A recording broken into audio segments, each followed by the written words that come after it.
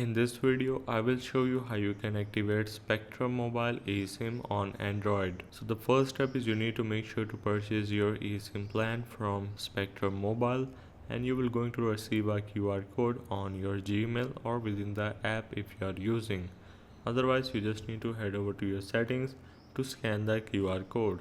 If you are on some other devices like Samsung or Google Pixel, you might need to go for connection and then go for SIM manager. Otherwise, for me, I have the option of eSIMs in mobile network, so you can also search for it in the search bar of your settings.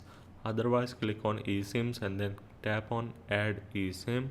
Click on next on the bottom right and then simply scan the QR code that you have received from Spectrum Mobile. After that, click on download and then you need to wait for at least few minutes to activate your eSIM, and your device should not be turned off during this process, otherwise the process will going to be interrupted and you need to do this again from the start. Once the eSIM is activated, click on the three dots and then click on enable, and you have successfully enabled your Spectrum Mobile eSIM on Android.